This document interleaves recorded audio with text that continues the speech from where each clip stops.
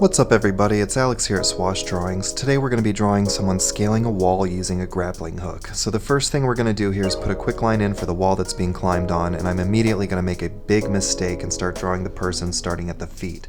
I think I wanted to start with planting the feet on the wall as the baseline, but it's really not a good idea to sketch out human figures from the feet upwards. But anyways, we're using a light 4H pencil to sketch the general pose that the figure will be in. The idea is that they're hanging onto a rope and walking up the wall. It's a bit of a complicated pose. So we're going to block in the chest and arms, and as the figure starts taking shape, I'm not very happy with the way the legs are connecting to the hips. It's almost like you have the torso, hips, and a third segment for the legs to connect to.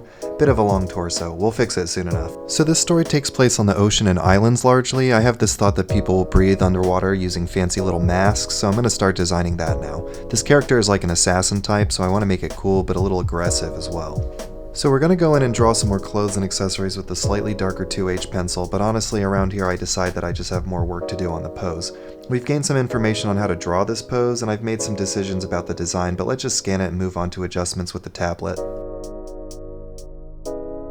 So we're looking at the scan now. You can really see that the leg is not connecting to the hip in a natural way. It kind of looks like a saggy butt. Let's get that fixed right away. So on another layer, I'm using a blue brush to draw a much more detailed version of the pose to reference. I'm trying to actually segment the body into shapes that represent muscle groups and such, and using thinner guidelines to add more 3D information about the shapes. We're going to go into another new layer and start drawing the final version, using the pen lines as a reference to draw clothing and accessory, but using the blue armature for information on where the body should actually be, and extending it as we move along.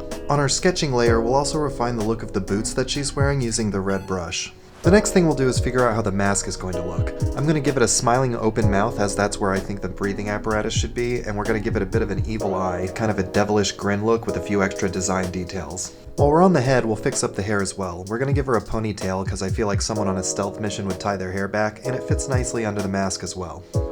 With the head refined a bit more, let's do the same for the rest of her body. Her shirt is a halter top that wraps around her neck. I just want to clean up the lines and better express the way that it's folding and wrinkling as it wraps around her body. After a little more line cleanup and adding her right arm in, the last piece of the figure is the feet. We're going to give her combat boots with a heel. You can see here we're going to draw the first one in detail and then just copy it over to the other foot. We're going to reuse those lines and shapes, and then do some detail work, removing the buckle and adjusting the shape slightly. We don't want it to look like she has two left feet. I'm also going to outline the lines on the mask real quick, and then we'll add a quick background to complete the scene. I guess I said wall earlier, but she's actually climbing up the side of a boat that's on the water.